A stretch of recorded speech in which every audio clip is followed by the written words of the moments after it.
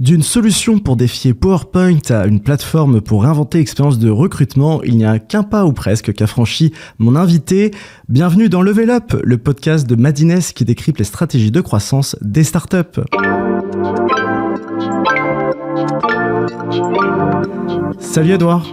Salut Maxence. Alors Edouard, tu es le fondateur de Magma, qui est ton aventure actuelle, et auparavant tu avais déjà fondé Bunker, mais ça remonte déjà à plus de 10 ans. Exactement. Donc ça fait déjà un vieux routard. Et un vieux routard, exactement, avant même la création du label French Tech. On va peut-être recommencer un peu par l'historique avec Bunker, où l'ambition était ni plus ni moins que de challenger PowerPoint, qui était un petit peu le point de départ pour te dire, voilà, je vais attaquer ce marché-là et pas un autre. Tu t'es dit... Voilà, je vais aller sur un marché occupé par un mastodonte américain, en toute modestie. Et d'ailleurs, je rajouterais plusieurs mastodontes, puisqu'il y avait effectivement Microsoft avec PowerPoint, Apple avec Keynote, et c'était les prémices de l'outil de slide de Google, donc on ne s'attaquait pas aux plus petits. Je pense que ce qui nous a drivé à l'époque avec Alexis, mon associé, pour se lancer sur ce marché et avec cette ambition-là, c'est surtout notre naïveté. Déjà, je pense, c'est super important de le repréciser parce que aujourd'hui, ça me viendrait pas à l'idée de me relancer sur ce marché avec ces acteurs-là qui sont pas forcément les moins innovants. On en parlera des innovations technologiques aujourd'hui, mais effectivement, se lancer pour concurrencer des mastodontes, il y en a beaucoup qui le font. Il y en a peu qui se lancent pour aller concurrencer des mastodontes du web sur leur propre marché. Donc c'est un peu compliqué. Mais effectivement, il y avait deux choses qui nous ont amené à se lancer sur ce marché-là et avec ce niveau d'ambition-là, c'est que on partageait avec beaucoup de gens l'idée le constat que c'était quand même pas agréable et appréciable de bosser sur des outils de présentation tous les jours, ce qui était notre travail à l'époque de faire des prêts pour nos clients. Donc on était animé par l'idée d'améliorer notre quotidien à nous avant tout.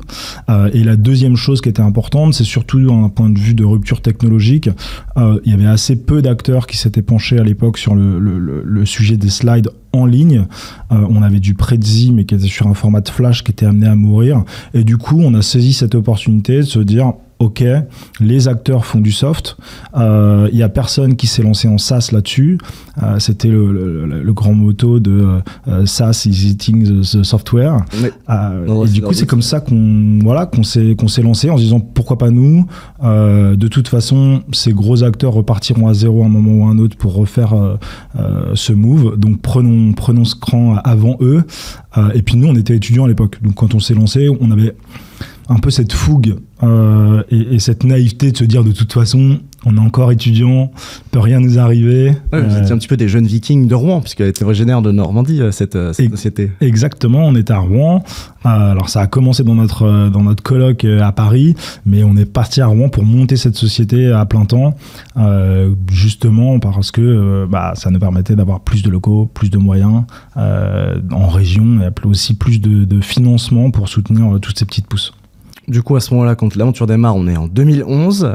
L'écosystème n'a rien à voir avec celui qu'on connaît aujourd'hui. Vous êtes jeune, vous êtes ambitieux, peut-être naïf, hein, comme tu le dis. Parfois, il faut peut-être être naïf pour pouvoir un petit peu réinventer le monde, tout simplement. Et tout ça nous a amené jusqu'à 2017. Exactement. Et pendant ce temps-là, l'écosystème français a grandi de manière assez phénoménale, notamment sous l'impulsion de la mission French Tech. Toi, de ton côté, sur un marché où il y a quand même pas mal de choses à tacler pour surmonter les obstacles, comment justement ta perception du marché et des challenges à relever a évolué au fil du temps? Est-ce que rapidement, tu as compris que ça va être beaucoup plus compliqué que ce que tu imaginais?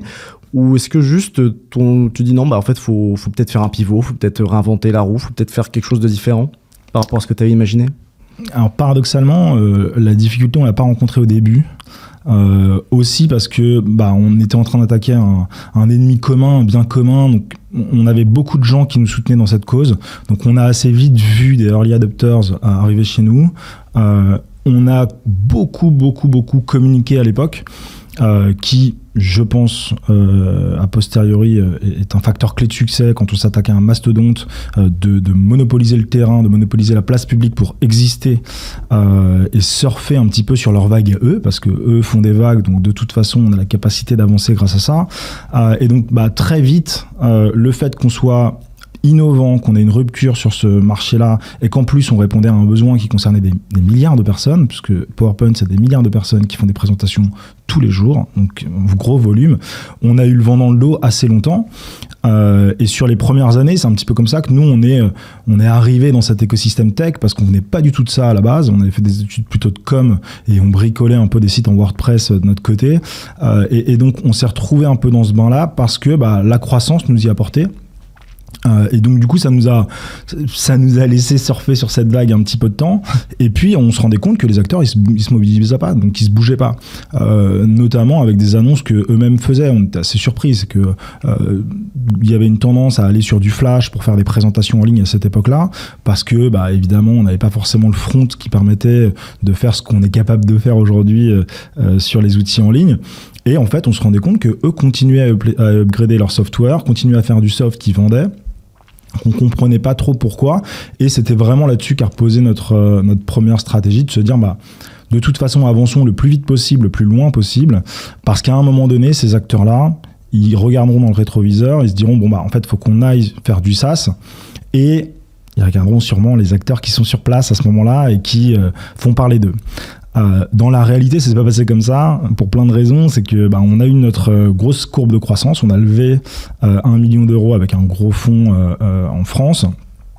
Et on a continué à avoir cette croissance jusqu'au moment où en fait les gros acteurs ont lancé leur solution en cloud à peu près à 1 mois d'intervalle, les 3. Donc ça nous a fait un stop, donc clairement un coup d'arrêt, parce que il y avait beaucoup de requêtes sur internet sur alternatives PowerPoint, outils de présentation en ligne, etc. dans toutes les langues. Donc nous on a vu vite des utilisateurs dans le monde entier, et d'un coup la solution était proposée par les plus gros acteurs. Ça, le problème de ces géants, c'est dès qu'ils s'énervent un peu, déjà ils mettent des budgets colossaux, et derrière, bon courage pour suivre. Ouais, petite anecdote là-dessus. Le jour où on annonce notre levée de 1 million d'euros, on a le CEO de Google qui dit qu'il est en train d'injecter 150 millions de dollars pour pousser les solutions cloud dans le software. Donc on se dit... Petit coup sur la tête. Petit coup sur la tête. On trouvait ça rigolo de se dire, on est vraiment les petits David contre Goliath, quoi. Ça marchait bien dans le storytelling, mais c'est vrai que ça nous a mis un stop à un moment donné, parce que tout le monde est arrivé et qu'il n'y avait plus beaucoup de ruptures à apporter, puisque les gros le faisaient déjà. Mais on le voit aujourd'hui. Il y a un exemple d'il y a quelques mois, Pitch, qui est un des plus gros acteurs en termes de présentation en ligne, en termes de levée de fonds. Ils sont en train de downsize, de réduire la voilure très drastiquement, parce que ça avance pas aussi vite qu'ils le veulent, et que le marché n'est pas aussi gros à capter qu'ils ne le pensaient. Donc clairement, ça rabat les cartes. Bon, après, ils peuvent se consoler, c'est pas les seuls à réduire la voilure en ce moment. Clairement. La situation est un peu plus complexe. Mais mine de rien, si évidemment, en effet, comme tu dis, t'as le patron de Google qui arrive, dit les gars, vous êtes sympas avec vos 1 million, mais nous on met 150 fois plus en fait. T'as réussi quand même à faire un exit avec Synthesio, donc ça remonte à 2017. Est-ce que pour toi finalement c'était une voie de sortie honorable, ou est-ce qu'il y a quand même un petit sentiment d'échec de pas réussir à avoir plus taclé que ça le marché que tu convoitais? Ouais, c'est une bonne question. On se la pose encore peut-être aujourd'hui avec Alexis, mais en fait, il y a un moment donné, quand on a vu ces mastodontes arriver, nous rattraper très vite, ils étaient déjà devant nous de toute façon, donc on était juste là pour les titiller un petit peu, et qu'on a vu que la voie de sortie ne se ferait pas en se couplant à leur technologie. En gros, le choix, il a été vite fait de pivoter, comme tu le disais tout à l'heure, pour se dire finalement sur quel asset technologique on peut se reposer pour proposer un autre usage ou d'autres services. Et donc à ce moment-là, on a lancé une partie de l'app qui était en API. Donc on s'est dit, on est capable de générer grâce à de la data des slides pour nos utilisateurs. Pourquoi on ne va pas voir les entreprises pour leur proposer notre brique technologique pour que eux-mêmes mettent leur data, les connectent à l'outil de présentation et qu'ils génèrent automatiquement des slides pour leurs users, pour leurs clients. Le postulat de départ était super intéressant, mais c'est vrai que du coup, il y a un peu ce corner où on n'est plus sur le même spectre, on n'est plus du tout dans le même marché, on ne s'adapte plus aux mêmes personnes. Il y a aussi une espèce de confusion, parce que d'un coup, on fait beaucoup de bruit sur on va tuer PowerPoint, on marque ce territoire-là, les gens, ça les fait marrer. Et en plus, ils nous encouragent, un peu ce côté soutien, le why était vraiment important. Parce que l'aspect médiatique, c'était plutôt une bonne idée, ça a bien marché. D'un point de vue médiatique, c'était super, on a fait beaucoup de médias à l'époque. Mais derrière, ça nous a aussi cannibalisé, parce que quand on est arrivé avec ce nouveau produit qui était ni plus ni moins que la même technologie, mais proposé autrement avec un autre service, les gens comprenaient pas trop pourquoi du coup on était un PowerPoint killer et on leur proposait un service qui était pas ce qu'ils utilisaient. Donc ça nous a servi et desservi. Après, ça a été une aventure géniale, même à la fin, parce que ça nous a permis de connaître cette boucle où on a rebondi sur un autre produit. On a commencé à travailler avec plusieurs acteurs sur ce marché de la présentation, du plutôt reporting dans les entreprises. On a découvert plein de choses. Après, c'est comme tous les cycles. On était au bout de notre cycle de financement, on était au bout de notre aventure sur ce credo-là, et du coup de façon intrinsèque aussi, c'est des questions que les fondateurs doivent se poser très tôt, mais la valorisation, le marché cible, nous dans notre cas forcément on faisait un petit retour en arrière, un petit step back, on était sur plus petit, avec moins de valeur potentielle, donc ça intéressait pas le marché plus que ça, donc pour relever des fonds là-dessus, c'était pas possible. Et puis je pense que nous, avec Alexis à l'époque, on était aussi en bout de course, on avait besoin de se renouveler, on avait besoin de sortir de ça. Et surtout, la raison principale pour laquelle on s'était lancé au départ, c'était de faire un outil pour nous aider à faire des présentations. Elle était plus là. D'un coup, elle était plus là. Et ça a été aussi un des enseignements sur la boîte d'après. Je me suis dit, je veux pas créer un service qui répond à mon problème. Parce que le jour où il faudra modeler la boîte, changer de direction... Si ça convient pas à d'autres personnes, ça va être compliqué. Voilà, non mais c'est des banalités, on s'en rend pas forcément compte quand on le fait au départ, mais ça a un impact tout au long de la stratégie de la boîte et de la roadmap de la boîte, parce que d'un coup, on n'est plus à réfléchir de qu'est-ce que je veux, moi, on est en train de réfléchir à qu'est-ce que les gens ils veulent, c'est pas du tout le même mindset, c'est pas du tout la même chose, et des fois on se rend compte que peut-être qu'on n'a pas forcément envie d'aider ces gens-là, ou peut-être qu'on n'est pas les bonnes personnes pour les adresser, ou les rencontrer, ou discuter avec eux. Et du coup, une espèce de moment de confusion où ça ne s'accorde pas forcément. Et la sortie avec Synthesio a été une évidence pour nous, déjà parce qu'on avait commencé à discuter très tôt avec eux de l'intégration de leurs produits. Eux avaient essayé de faire un outil de présentation qu'ils n'avaient pas réussi à faire pour proposer à leurs clients. Donc d'un coup, il y avait ce besoin qui rencontrait, nous, notre problématique de sortir. Et en plus de on the top, comme on dit, on avait les mêmes investisseurs.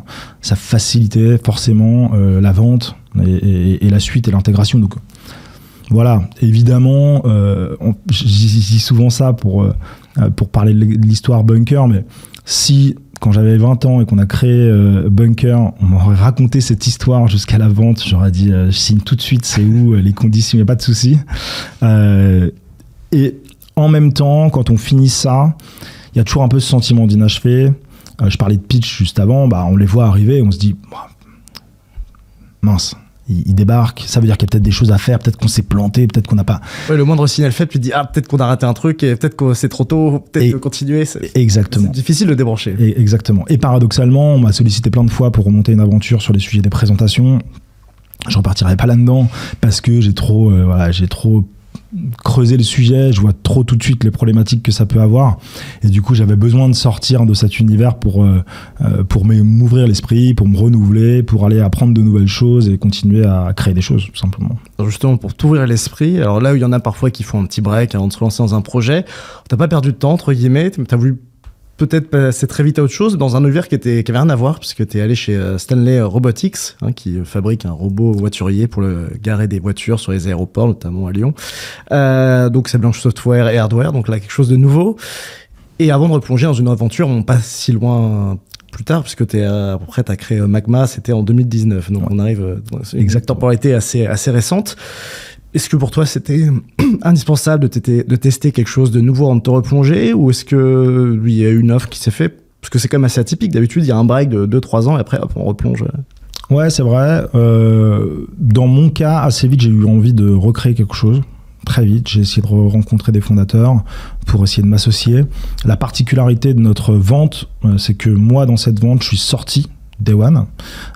Et mon associé, lui, est resté dans le projet d'intégration. Donc, j'avais plus forcément ce team qu'on avait avec Alexis pour pouvoir me replonger dedans tout de suite. Et c'est difficile de trouver, comme dans n'importe quelle relation amicale ou amoureuse, des gens avec qui on fit 100% sur tous les sujets. Une connexion évidente. Exactement. Et puis le timing, un enjeu de timing. Est-ce qu'on est frais pour le faire? Est-ce que la personne en face elle est dans les mêmes conditions?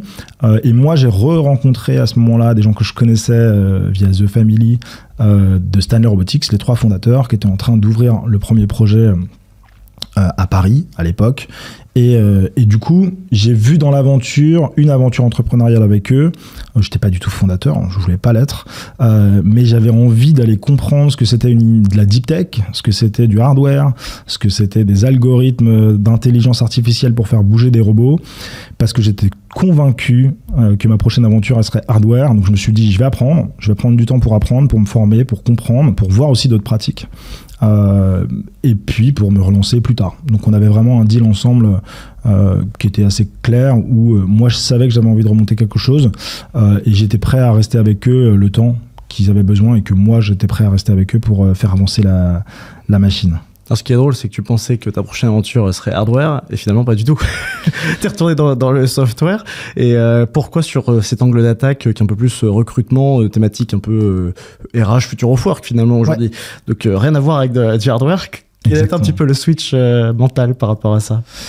Bah, en fait, assez rapidement, moi j'ai toujours fait du soft, j'ai toujours fait des produits, des sites, et la beauté des technologies Internet, c'est que avec pas beaucoup de moyens, avec pas beaucoup de temps, on peut faire quelque chose. Donc le cycle de création est relativement court jusqu'à la mise en service entre les mains des personnes. Et en fait, évidemment, j'avais cette idée dans ma tête que le hardware, c'était génial, on a un produit, on peut le toucher, on peut le bricoler, mais j'avais complètement oublié que ce qui me faisait vibrer, c'est la capacité de créer des choses rapidement et de les mettre entre les mains des gens rapidement, qui est antinomique par rapport au hardware, qui nécessite des fonds colossaux. Du temps de développement assez long. Exactement, donc assez rapidement, je me suis dit que, en fait, le software avait quand même des petits, des petits avantages, et c'est comme ça que, assez rapidement, rapidement non, parce que je suis quand même resté quasiment 2 ans, j'ai commencé à réfléchir à d'autres sujets avec Joris, qui est mon associé, qui était notre premier employé sur Bunker. Donc la boucle se bouclait un petit peu aussi. On a commencé à se poser des questions sur c'est quoi les sujets qu'on avait envie de créer. Et ça aussi, je pense que ça a été important dans l'approche totalement différente d'un Bunker, où on avait un problème, nous, tous les jours. On s'est dit, on va faire notre outil qui va nous plaire pour pouvoir avancer plus vite, être meilleur. Là, on s'est plutôt dit, ok, c'est quoi les sujets qui nous intéressent, c'est quoi les pains qu'on identifie, et le point de départ initial, c'est la communauté. C'est de se dire, nous, c'est des problématiques qu'on a rencontrées dans nos diverses activités, que ce soit chez Bunker, lui, il avait monté une société où il réunissait des profs pour les aider à apprendre, ou chez The Family, parce qu'il y avait une grosse communauté à l'époque. L'enjeu était de se dire, autour des organisations gravitent des gens, et souvent ces gens-là, on n'arrive pas à les activer. Pourtant, c'est une ressource forte pour ces organisations. On n'avait pas d'idée très concrète. Ça paraît assez bizarre en général quand je le dis, mais on ne s'est pas lancé avec une débit en tête de on veut résoudre ce problème pour ces personnes à cet endroit-là. On s'est juste dit, là, il y a une valeur. Tout le monde s'accorde pour dire qu'effectivement, faire graviter des gens autour de soi, ça apporte de la valeur. Nous, on le voit au quotidien, le réseau, les intros, la capacité de mettre des gens en relation, ça faisait du sens pour nous. Et on s'est dit, c'est des choses qu'on n'arrive pas à activer quand on est dans les boîtes. On voit, on se dit, on a une communauté d'utilisateurs, on a une communauté de clients, on a une communauté d'employés. Oui, on a plein de ressources, mais on ne sait pas comment les utiliser à l'arrivée. Exactement. Et donc, on s'est dit, on ne sait pas ce qu'on va faire. Et en 2019, moi, je n'étais pas encore parti de chez Stanley et lui n'avait pas encore quitté sa boîte, mais on s'est dit, on va créer cette société et on verra ce que ça va devenir. Ce qui est important pour nous, c'est itérer, trouver l'usage. Et aussi, dans le processus d'innovation, contrairement à un Bunker où on avait en tête des idées très simples, très claires de nous, ce qu'on voulait résoudre pour nous, là, on s'est dit, en fait, non, c'est pas nous. Il va falloir qu'on aille voir les gens, il va falloir qu'on mette entre les mains des gens, des technologies. Et donc, on est allé voir des gens où on leur pitchait un projet. S'ils adhéraient pas, on supprimait le projet. Et donc, on a itéré de cette façon-là jusqu'à trouver nos 5 premiers clients et jusqu'à lancer notre première techno qui était ni plus ni moins qu'un outil de cooptation au sein des entreprises, parce qu'on trouvait que c'était une bonne façon de mettre un pied dans les boîtes, de s'accrocher, de s'adosser à ces sujets de recrutement qui sont au cœur des entreprises. Donc, c'est comme ça qu'on s'est lancé. Et donc, on s'est lancé en 2020, juste avant le Covid, à plein temps tous les deux. Et on est resté dans cette logique d'itération en se disant, on va attendre d'avoir un vrai product market fit pour amorcer la croissance. Et là, pareil, dans les cycles d'innovation, on s'est beaucoup plus inspiré de boîtes comme Slack ou comme Notion qui ont mis beaucoup de temps à trouver ce qu'ils étaient en train de faire. On a l'impression que c'est des technos qu'on utilise depuis 3-4 ans, mais en fait, ça fait 10 ans que ces gens ils travaillent sur ce produit-là, ils ont mis du temps à sortir du bois. Et nous, on s'est dit d'abord, avant de faire toute cette com, tout ce brouhaha autour de ce qu'on fait, réfléchissons déjà à un usage, trouvons vraiment un product market fit. Il faut qu'on ait des clients qui soient heureux de nous payer pour utiliser notre service et quelle est la valeur qu'on leur propose. Et on a mis 2 ans. Ça nous a pris 2 ans à trouver ce qu'on fait aujourd'hui parce qu'on a proposé autour de cette logique de communauté beaucoup de services, beaucoup de produits qui aujourd'hui n'existent plus dans Magma, mais parce que ça faisait partie aussi des cycles qu'on voulait tester avec ces segments de personnes sur cette notion d'engager cette communauté. Et aujourd'hui, pour nous, l'enjeu, il est clair, c'est d'être capable de proposer à quelqu'un qui est dans un funnel de recrutement ou même dans un funnel de vente, d'échanger avec un pair qui va lui donner un conseil qui est pertinent et qui va le permettre de prendre sa bonne décision. Parce que la communauté, comme tu le disais, elle est là, elle est à côté, elle est présente. Comment on l'active et comment on s'en sert et comment on se sert de cette ressource, et aujourd'hui, c'est la façon la plus simple qu'on a trouvé de faire ça et c'est ce qui marche le mieux. Et c'est là où on a le plus d'impact dans les boîtes avec lesquelles on travaille aujourd'hui. Non, tu parlais de tester des cycles et justement d'itérer sur la technologie. Et justement, ça tombe bien puisqu'on va passer maintenant à la question de notre partenaire BNP Paribas Banque Privée, posée par Daag Truong, directrice de clientèle. Bonjour Edouard. Quels sont les types d'innovations les plus propices pour se distinguer dans un marché concurrentiel ? C'est une bonne question. La question à 1 million. La question à 1 million, effectivement. C'est paradoxal. Moi, je pense que je ne crois pas à l'innovation qui permet entièrement de se démarquer.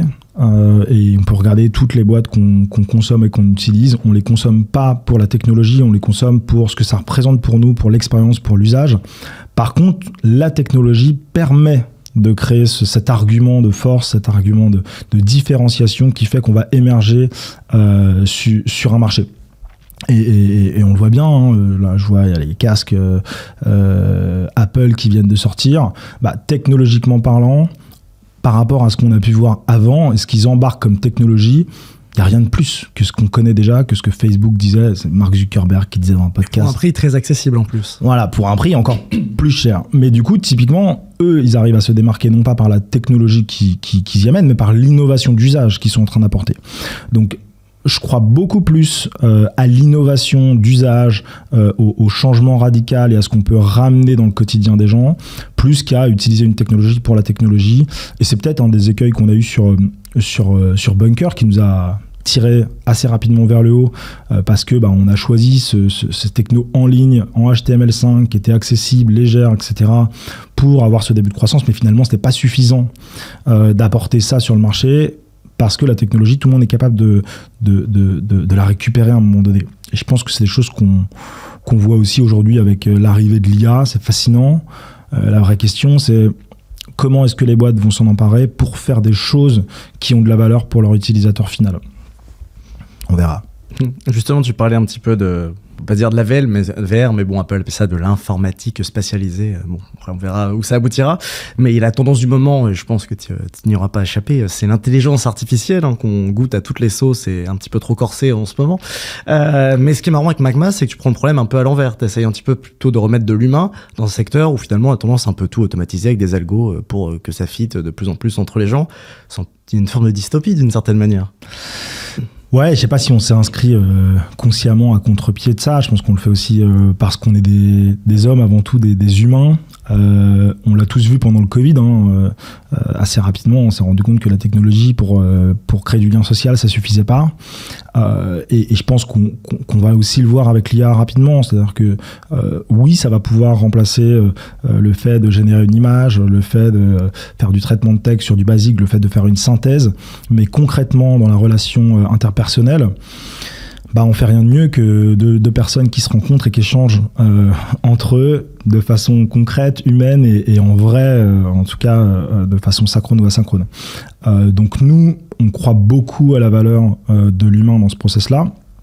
Et je pense que justement, le fait d'automatiser à outrance les choses, de recevoir aujourd'hui des tonnes d'emails automatisés, le jour où il y a quelqu'un qui nous appelle et qui nous explique c'est quoi le problème qu'il cherche à résoudre et comment il veut le faire, ça a beaucoup plus de valeur que justement des milliers d'emails qu'on reçoit et qu'on lit pas, parce qu'on sait pertinemment qu'ils n'ont pas été écrits pour nous, qu'ils n'ont pas été réfléchis pour nous, et surtout que on est des animaux sociaux, donc on a besoin de se nourrir des autres pour Ce que nous a rappelé le Covid d'une certaine manière, on a presque peut-être oublié. Finalement, le Covid nous a sonné comme un rappel. On a vu que le métavers, ça marchait pas du tout. Quelle bonne nouvelle.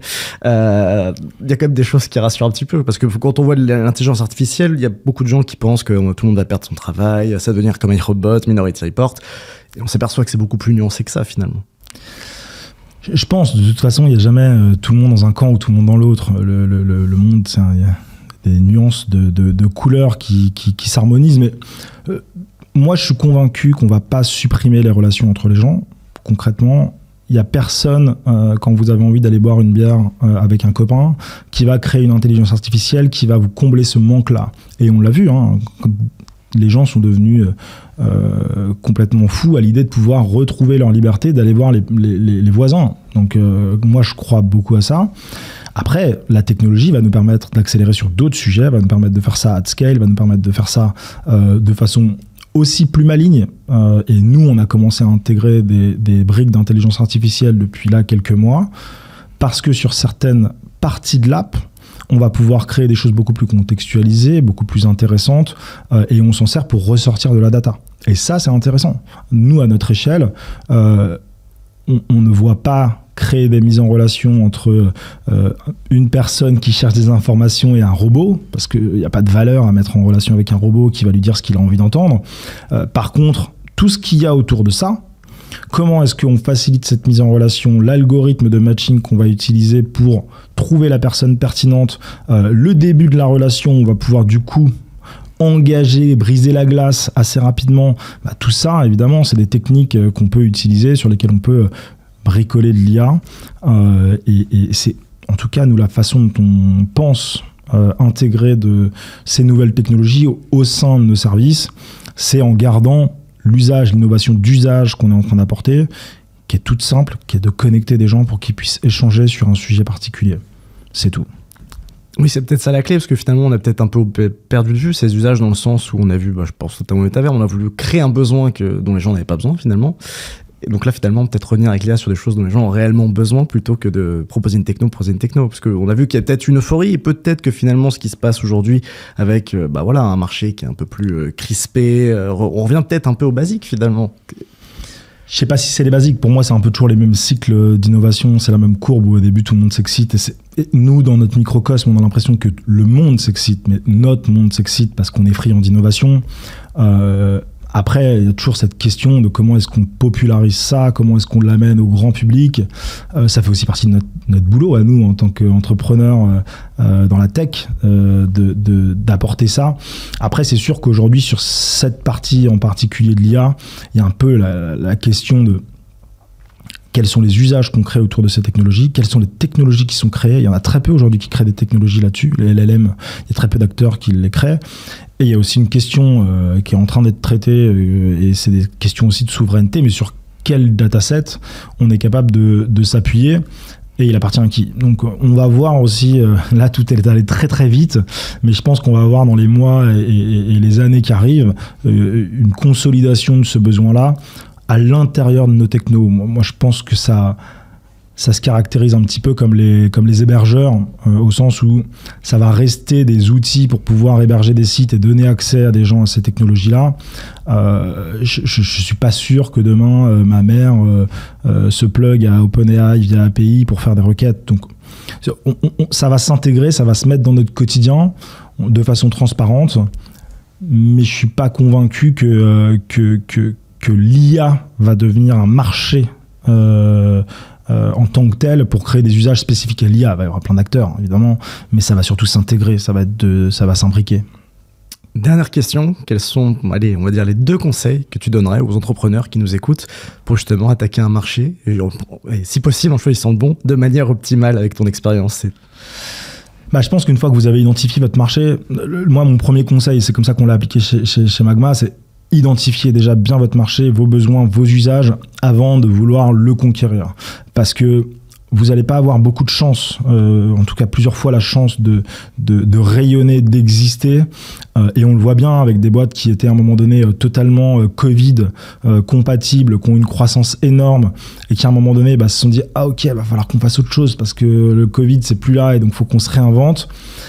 Mais soit reconstruire une marque, ça prend du temps. Recibler un autre marché, ça prend du temps. Et du coup, c'est complexe. Donc, pour moi, l'enjeu, c'est de savoir à qui vous adressez, comment vous adressez et qu'est-ce que vous leur offrez. Et que ça fait déjà ses preuves auprès de plusieurs personnes, que vous avez quelque chose d'assez prouvé pour pouvoir vous lancer. La deuxième chose, c'est ce qu'on a fait sur Bunker, c'est communiquer. Toutes les marques, tous les services qu'on utilise au quotidien hors de la tech, ça ne sont que des boîtes qui toute la journée sont en face de nos yeux pour nous dire ça c'est génial, ça c'est génial, ça c'est génial. On a tous un iPhone, on a tous un Mac, Apple, c'est des génies pour ça. C'est des génies pour ça, ils n'ont pas une techno qui est meilleure que les autres. Ils savent la vendre, ils savent raconter une histoire. Exactement, ils savent la vendre, ils savent raconter une histoire. Et du coup, dans notre cas de Bunker, où on avait en plus un ennemi commun que tout le monde détestait, bon bah voilà, on a un truc à raconter qui est sexy, qui est sympa. L'union fait la force. Exactement, donc tout le monde était dans notre dos pour nous pousser et nous dire allez-y quoi. Eh bien ce sera le mot de la fin. Merci beaucoup Edouard. Merci à toi. Merci à vous de nous avoir suivis et on se retrouve très vite pour un nouvel épisode de Level Up.